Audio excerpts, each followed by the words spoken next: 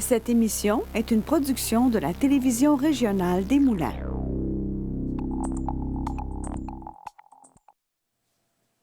Ce soir, à Vue d'ici, on porte un regard attentif sur des personnes très importantes, les proches aidants. Mais avant, on va parler d'une extraordinaire demeure, la maison Adhémar-Dion. Restez avec nous, car ça commence maintenant.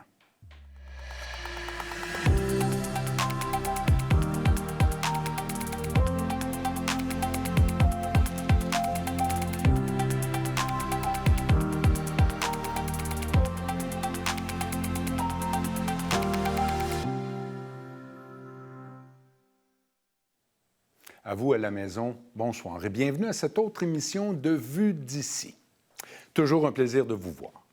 La maison Adhémar-Dion, centre de soins palliatifs. J'aurais pu dire le paradis. J'aurais pu dire le château de la dignité ou le royaume du bien-être. Je vous avertis, je ne serai pas objectif pour cette première partie. En 2022, ma mère a fini dignement ses jours à la maison Adhémar-Dion. Avec nous en studio pour parler de cette belle demeure, Danielle Lajoie. Vous êtes travailleuse sociale à la maison Adhémar-Dion. Exactement. Bonsoir. Comment allez-vous? Ça va très bien, merci. On est accompagné de Mme Myriam Mousseau. Vous êtes conseillère en développement régional, région Lanaudière, l'appui pour les proches aidants. Oui, exactement. On va jaser ensemble tout de suite après. La maison Adhémar-Dion, évidemment, ça existe depuis 2010. Dites-moi, pour ceux qui ne la connaissent pas, quelle est la mission? La mission de la maison Adhémar-Dion, c'est d'offrir des soins palliatifs de qualité aux personnes qui demeurent dans la région de Lanaudière ou qui ont de la famille, des proches qui sont dans la région de Lanaudière. Donc, des soins palliatifs, en fait, des soins de fin de vie pour des personnes qui ont une espérance de vie de moins de 3 mois. Je pense que c'est comme une condition d'entrée. Hein? Il faut avoir une expectative inférieure à 3 mois. C'est ça. Donc, il faut qu'un médecin signe là, comme quoi que la personne il estime l'espérance de vie de moins de 3 mois, que la personne accepte d'être en soins de confort. Donc, c'est les soins qui sont prodigués. C'est vraiment, il n'y a pas de transfusion, il n'y a pas de soluté. C'est vraiment des soins qui visent à améliorer la qualité de vie de la personne. Donc, il y a un médecin qui est sur place, il y a des infirmières qui sont là. On parle de 3 infirmières pour 12 résidents en tout temps. Donc, c'est sûr que ça fait que l'infirmière s'occupe de 4 résidents là, durant le jour. Parce qu'il y a 12 pensionnaires ou 12 résidents. Comment vous les appelez? Résidents. 12 résidents. 12 belles grandes chambres privées qui ont toutes une grande fenêtre, leur toilette. Donc, un lit divan pour accueillir les familles, un petit frigo, une belle télévision avec Vidéotron, le Wi-Fi. Donc, tu sais, on essaie vraiment de faire en sorte que les gens se sentent... à la maison. À la maison, puis qu'ils puissent aussi... Il y a des gens qui aiment personnaliser un petit peu pour se sentir un peu plus chez eux. Donc, ils apportent des plantes, leurs douillettes, des petites photos. Donc, c'est vraiment pour personnaliser leur chambre. Donc, on essaie de faire en sorte que les gens vraiment se sentent le plus possible comme chez eux. Donc, très souple au niveau de l'horaire, au niveau de la routine. On essaie vraiment de s'ajuster là, aux personnes qu'on a avec nous. Là. Parce que c'est vraiment dans la dignité. Là, oui. Que, je sais que c'est un défi parce que c'est gratuit pour les résidents. C'est un grand défi. C'est quoi la hauteur du défi à chaque année que la maison doit avoir pour poursuivre ses opérations? Mais ça prend 3 millions à peu près par année pour faire rouler une maison de 12 chambres comme ça. Puis là-dedans, c'est 1,8 million là, qui doit être ramassé en dons. En dons privés. En dons, oui, et activités de financement et tout ça, tout ce qui n'est pas en subvention, en fait. Là. Donc, c'est sûr que ce qui est très méconnu, en fait, c'est que la maison Adhémar-Dion n'est pas privée, n'est pas publique, c'est vraiment une maison communautaire. C'est un organisme communautaire. Pourquoi, en fait? C'est vraiment qu'on veut maintenir nos couleurs, en fait, notre autonomie et accueillir, en fait, tout le monde sans discrimination, offrir des soins palliatifs de haute qualité, gratuits à tout le monde. Donc, pour ça, ça prend le soutien de la communauté. Donc, souvent, les familles, après les séjours, vont offrir des dons, vont sensibiliser les gens au salon funéraire, par exemple, au lieu d'amener des fleurs, donner des dons. Il y a plein de façons de soutenir un organisme, même en faisant des dons comme testamentaire ou ces choses-là avec des très bons avantages fiscaux pour les héritiers. Il y a plein de façons. Puis il y a de la belle information sur le site sur ça. Donc, c'est sûr que c'est des organismes qui ont besoin de soutien pour pouvoir continuer leur mission. Alors, dites-nous, la porte d'entrée, c'est quoi? C'est quel service? Mettons une famille un peu désespérée nous entend ce soir. Oui. Qu'est-ce qu'ils devraient faire? Bien, en fait, les gens ils proviennent de 2 endroits, généralement soit de la maison, soit de l'hôpital. Quand les gens sont à la maison et qu'ils sont rendus proches d'être admissibles à la maison de soins palliatifs, généralement, ils vont être suivis par le CLSC parce que ça prend un suivi infirmier, un suivi médical et tout ça. Donc, c'est le CLSC qui va référer, là, qui va envoyer le dossier. En fait, au guichet d'accès, c'est un partenariat avec le CIS de la Naudière qui va envoyer le dossier pour une admission. Et à l'hôpital, c'est l'hôpital qui va gérer l'envoi d'une demande d'admission. Donc, ça prend un dossier médical, ça prend, comme je vous disais... Une situation, évidemment, non? Évidemment. Oui. C'est comme ça un petit peu que ça marche pour venir. Puis, c'est ça, on encourage vraiment les gens à pas trop attendre de se retrouver dans des situations de détresse, dans des situations trop difficiles à gérer à domicile, mais d'en parler le plus vite possible de leur volonté avec leur équipe, là. Parce qu'on va parler de proche aidance après la pause, mais sans dire que vous venez en relève aux proches, il reste que vous prenez beaucoup sur vos épaules et donc moins pour la famille. Dites-nous un peu les ambiances, qu'est-ce qui se passe à l'intérieur, comment c'est... On a parlé de... Et c'est vrai, c'est de très grandes chambres où tout y est. L'accès à l'extérieur, dites-nous un peu, là, dites-nous la beauté de ce lieu-là. Oui. Bien, premièrement, c'est vraiment ce qu'on dit souvent aux gens, aux familles, aux résidents, c'est qu'on veut faire équipe avec eux. C'est tout le temps le résident qui est au centre, qui décide qu'est-ce qu'il veut. Nous, on ne bloque pas les familles. Ils sont toujours les bienvenus, jour, soir, nuit. Donc, c'est vraiment aux résidents On voit d'ailleurs des photos. On n'a pas dit, mais c'est à Terrebonne, secteur Lachenay. Exactement. Donc, c'est vraiment aux résidents à exprimer c'est quoi ses besoins, ses limites au niveau des visites et tout ça. Puis on ne met pas de limite sur grand-chose. S'ils veulent prendre un souper familial, inviter la famille, on a de l'espace. S'ils veulent prendre un petit verre de vin dans leur chambre, ils ont leur frigo, il n'y a pas de limite pour ça. S'ils veulent aller dehors, on a une belle grande terrasse, très facile d'accès. Il y a des gens qu'on amène l'été avec leur lit. Avec le lit. Avec le lit. C'était le cas de ma mère. Une dernière après-midi au soleil. Oui, avec le lit, le fauteuil gériatrique. S'ils veulent aller dehors, il n'y a pas de limite pour nous. Il n'y a pas d'obstacle vraiment, là. Tout le monde peut aller à l'extérieur. Et la famille est vraiment comme... on essaie de faire, c'est comme je vous disais, de faire équipe avec eux. Ce qu'on dit souvent aux familles qui se sentent indécis, coupables, c'est vraiment quand on arrive dans un milieu comme ça, on retrouve notre rôle de fils, de fille, de conjoint, de conjointe. On est concentré que dans l'amour envers la personne. C'est ça. Puis souvent, quand les gens s'occupent d'un proche à domicile, ils se retrouvent à occuper des rôles avec lesquels ils ne sont pas nécessairement confortables. Infirmières, préposées, ils vont faire des commissions. Le CLSC, des fois, vont leur demander de gérer des injections. Des fois, quand on est rendu à la fin, puis ça peut tellement faire vivre du stress qu'il y a une qualité de présence là, qui est diminuée. Que vous disent les familles après une journée ou deux, c'est installé? Comment sont les familles? Qu'est-ce qu'ils vous disent? Comment... Bien, au début, là, à l'arrivée, il y a beaucoup d'ambivalence. Oui, culpabilité qui va des fois comme cohabiter avec un soulagement. Dans deuxième, troisième journée, c'est comme « Ah, mon Dieu, si j'avais ça avant » ou « Ah, c'est extraordinaire, qu'est-ce qui se passe ici? » Ils se sentent en sécurité, ils se sentent sécures. Premièrement, d'aller faire dodo chez eux, ils savent que leurs parents, proches parents est en sécurité. Donc, ça fait une grosse différence. Puis souvent, le résident qui était réticent à s'en venir, lui, il va exprimer, des fois dès le lendemain, comment il est heureux d'être là. Parce qu'il est allé dans le bain, parce qu'il est allé dehors, parce que finalement, il se rend compte que bien, sa famille est là pareil. C'est parce qu'il se sent en sécurité.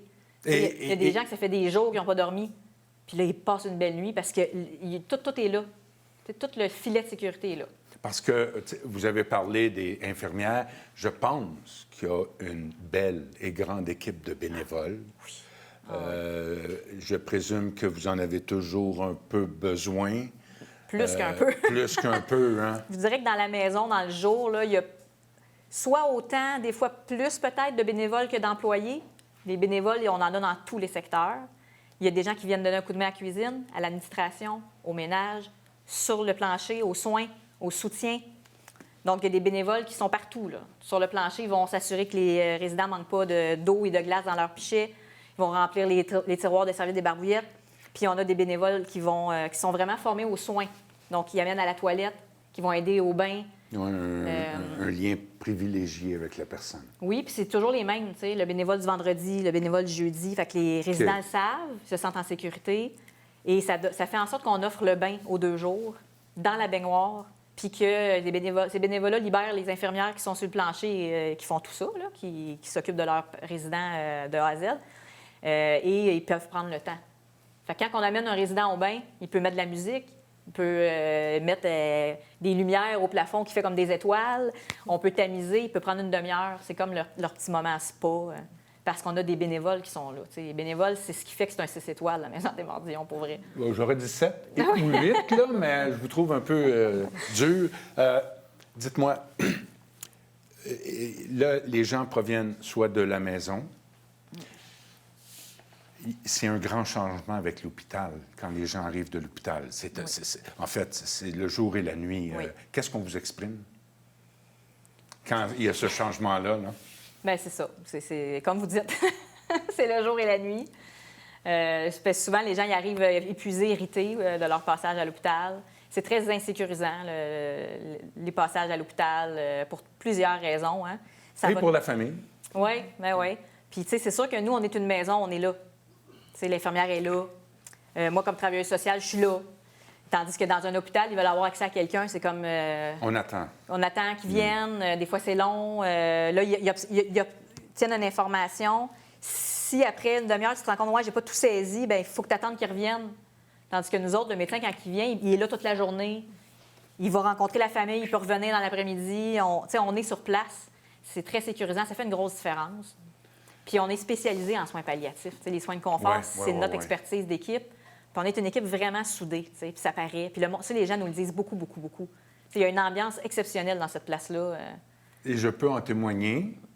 Je peux dire qu'il y a des anges là, des anges sur 2 pattes, très agréables à côtoyer, mais qui humanisent une fin de vie vraiment, là. Site Internet, Maison des Mordillons, on va le voir, il y a plein de choses. Oui. Et pourquoi pas, peut-être, il y a peut-être des activités que vous allez aimer, il y a peut-être du bénévolat que vous souhaitez faire. Je peux vous dire qu'il y a des expériences extraordinaires qui se passent là, et peut-être un don. Je vous remercie beaucoup. Vous restez avec nous. Bien sûr. Et quant à vous, bien, on revient après la pause. On parle des proches aidants.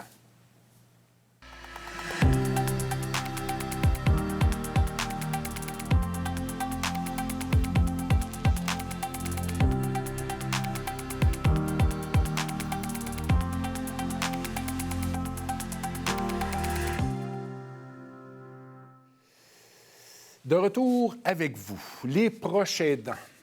Des personnes déjà très importantes, et dans les prochaines années, leur rôle devrait être encore plus grand. C'est pas toujours évident, la proche aidante. Qu'est-ce qu'un proche aidant? Il y a plusieurs choses qui peuvent se passer dans la tête d'une personne proche, une personne en difficulté ou vulnérable. Avec nous pour en parler, Mme Myriam Mousseau. Vous êtes conseillère en développement régional de la région de Lanaudière pour l'appui pour les proches aidants. Exactement. Bonsoir, bienvenue. Merci de l'invitation. Merci. Avant tout, là, Parlez-nous un peu de la mission de l'Appui. C'est un organisme communautaire? Oui, c'est un organisme qui travaille en partenariat avec le gouvernement du Québec et en étroite collaboration avec les organismes communautaires qui travaillent en proche aidance, qui offrent des services directs aux proches aidants. OK. Donc, notre mission est assez large et pas si simple, c'est améliorer la qualité de vie des proches aidants au Québec. Et ça, c'est pas simple, vous avez raison. Oui, puis c'est pour ça qu'on ne peut pas le faire seul. On est plusieurs. Il existe des services pour les proches aidants. Fait que nous, à l'Appui, là, notre rôle, c'est de promouvoir le rôle du proche aidant, de démontrer l'importance des soutenir pour qu'ils puissent continuer naturellement l'aide qu'ils apportent aux proches. Puis, avant tout, je pense qu'il faut qu'on définisse un peu c'est quoi un proche aidant. C'était ma prochaine... Bien, c'est quoi un proche aidant? Parce que ça a créé beaucoup de remous d'un dernier mois, d'un dernières années. J'en suis pas un, c'est mon fils. Qu'est-ce qu'un proche aidant?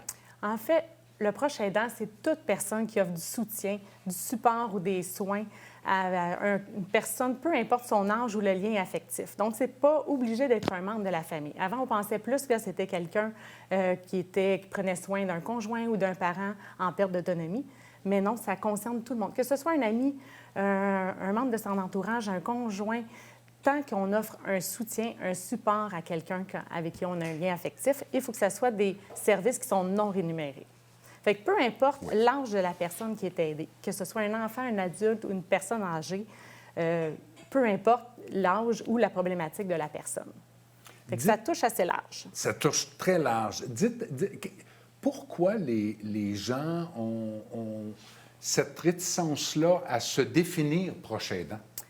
Parce qu'on se dit que c'est normal qu'on prenne soin de notre proche, de la personne avec qui on a pour qui on a de l'affection. Okay. Ce qu'on entend le plus, ça, c'est « bien, je ne suis pas proche aidant, c'est mon conjoint, c'est mon parent, c'est mon enfant, c'est normal que je m'en occupe, c'est normal que j'y offre des soins. » Mais on devient proche aidant quand ce rôle-là dépasse le rôle normal d'un parent, d'un conjoint.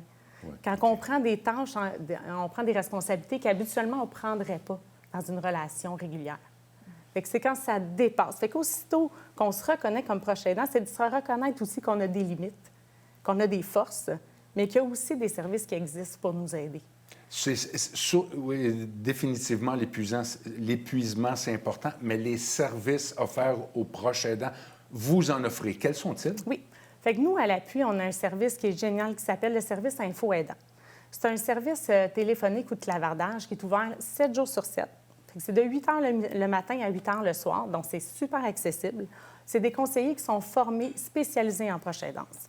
Fait qu'ils peuvent, selon le besoin de la personne, soit juste écouter pour la personne qui a besoin de parler, peuvent donner de l'information sur tous les sujets là, qui peuvent toucher de la proche aidance. Que ce soit, est-ce que j'ai le droit des crédits d'impôt? Comment j'obtiens du répit? Quel service que j'ai à domicile? Peu importe le sujet, le conseiller va être capable de répondre à la personne. Puis en plus, on a un répertoire de ressources. Fait qu'avec le code postal de la personne, le conseiller va être capable de lui dire qu'est-ce qui existe comme service autour de lui, autour de chez eux, que ce soit autant dans le réseau de la santé ou dans le service communautaire. Fait que ça peut être, c'est un numéro rapide à appeler pour avoir accès à tous ces services-là. Ça, c'est l'aide téléphonique ou une assistance téléphonique. Exactement. Quel autre service vous offrez? On a aussi des formations gratuites en ligne pour les proches aidants. OK. Fait que comment apprendre à gérer son stress en tant que proche aidant ou au niveau de l'hébergement d'un proche atteint de la maladie d'Alzheimer.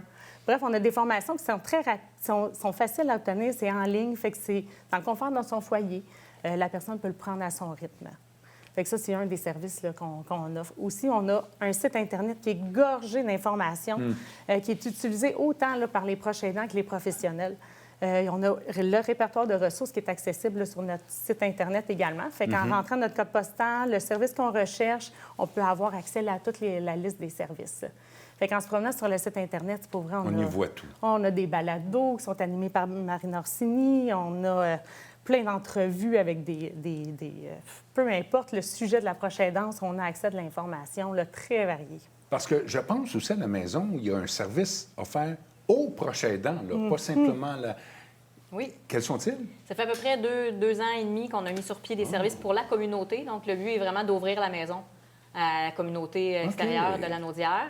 Donc, en fait, ce qu'on offre là, aux gens, c'est il y a une série d'ateliers d'informations, d'échanges qui se donnent habituellement les mercredis soirs et quelques-uns en virtuel. Sur des thèmes, en fait, qui touchent la fin de vie ou le deuil, principalement, puis qui s'aideraient soit aux personnes proches aidantes, des fois aux personnes atteintes d'une maladie grave, ou à toute personne qui a envie d'échanger sur ces thèmes-là, qu'on parle très peu dans la société, puis qu'on aurait des fois intérêt à discuter un peu plus. Justement, ce soir, il y a un atelier en ce moment à la Maison des Mardillons sur le deuil. OK. Puis ceux-là, on le donne plusieurs fois dans l'année. Puis les gens, ils viennent, ils rencontrent d'autres endeuillés, ils ont de l'information, ils peuvent échanger. C'est vraiment apprécié. On offre des suivis de deuil individuels aussi. On est 2 intervenantes à la Maison des Mardillons qui vont faire du suivi de deuil. C'est gratuit. Et des groupes de soutien maintenant aussi. Donc, des groupes... Une panoplie de services. Oui. C'est quoi le défi pour un proche aidant? C'est quoi le défi pour un proche aidant? Bon, il doit s'identifier lui-même, là. C'est le premier défi. Première étape. Bon. Oui. Quels sont les autres Après, défis? de connaître c'est quoi les services qui existent autour pour connaître avant de se rendre à l'épuisement. Souvent, ce qui arrive avec les proches aidants, c'est une fois épuisés, c'est là qu'ils veulent de l'aide. Mais c'est des démarches supplémentaires à faire. Ils sont déjà au bout du rouleau. Fait que c'est de connaître ce qui existe autour, puis d'accepter de demander de l'aide, d'accepter de prendre du temps pour soi. Parce qu'il y a des services super qui existent dans la communauté, mais il faut qu'ils se permettent d'y aller. On parlait, du sentiment de culpabilité. Oui, la culpabilité. Parce que c'est ce qui est vécu par tous les proches aidants, puis c'est sûr que vous le voyez aussi avec votre clientèle. Le proche aidant se sent coupable de prendre du temps pour soi, se sent coupable de vivre ses émotions, d'aller chercher de l'aide. Fait que c'est ce qu'il faut passer par-dessus, parce qu'on ne peut pas aider notre proche si on est épuisé.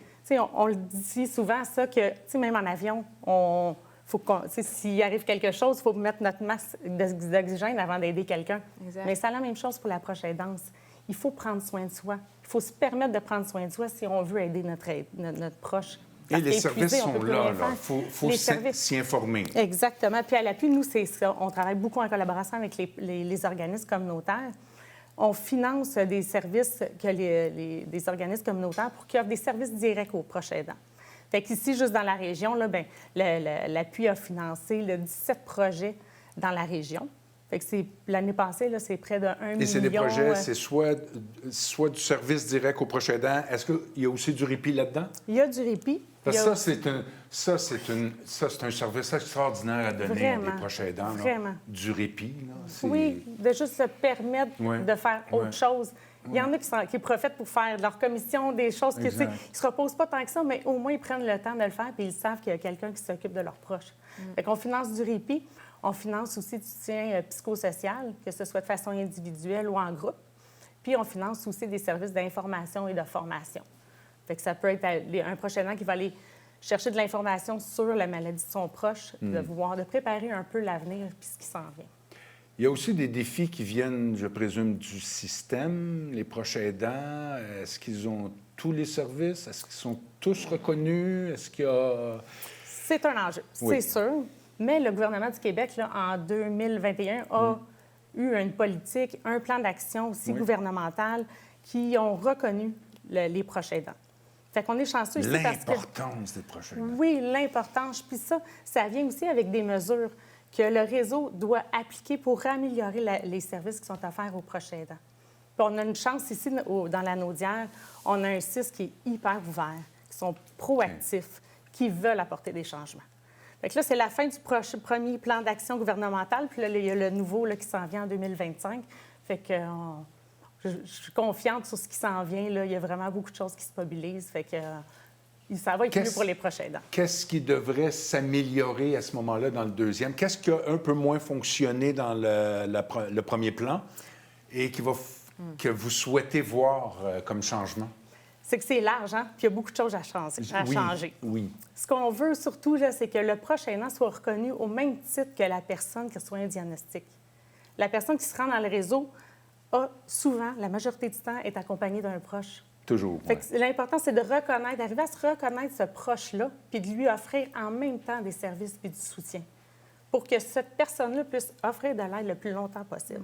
Fait que ça, c'est un beau rêve, mais je pense que c'est accessible. OK. Parce qu'en fait, le proche aidant devient... j'aime pas le mot, là, désolé, la béquille du système, parce que sans les proches aidants, Puis le système s'écroule. le système s'écroule. C'est une là. ressource essentielle. Bien oui. C'est comme nos bénévoles. C'est une ressource essentielle. Oui. Parce que sans ça, ça ne fonctionne pas. Là. Non. Mais non. Fait que faut le reconnaître. Là, le réseau, puis c'est ça, le CIS ici de la Naudière est proactif à ce niveau-là. Fait que je pense qu'il va y avoir vraiment des gros changements. Puis il y a aussi des jeunes proches aidants. De plus en plus, hein? Oui, puis ils sont là. Souvent, ils passent inaperçus, mais ça a un impact. Il y a des enjeux dans leur vie, que ce soit au niveau scolaire, au niveau de la planification de leur avenir.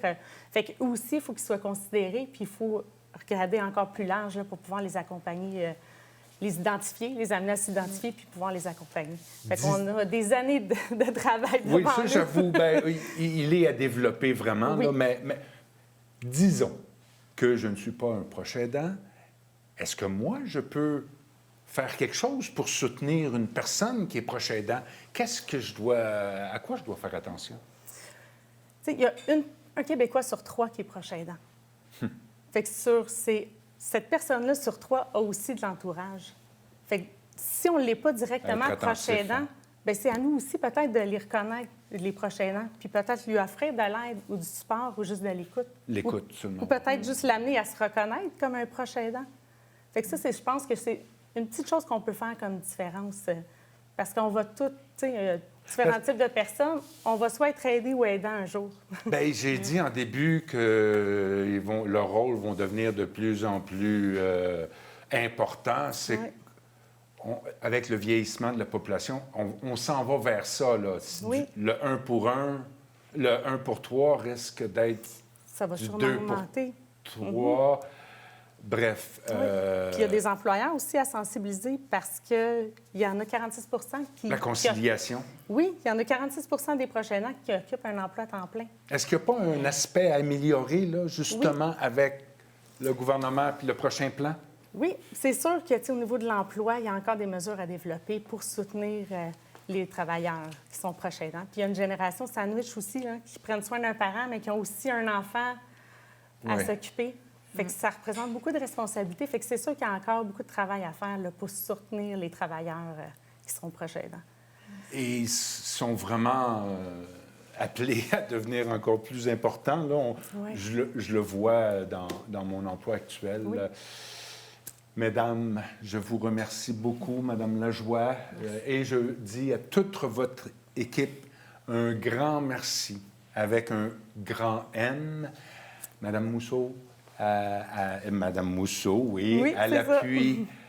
Poursuivez. Oui. Quoi dire de plus? Les proches aidants vont vraiment avoir besoin de vous, d'une référence. Oui. Merci Merci. aussi. Quant à nous, je vous dis à Desmordions, l'appui et nous, à la semaine prochaine.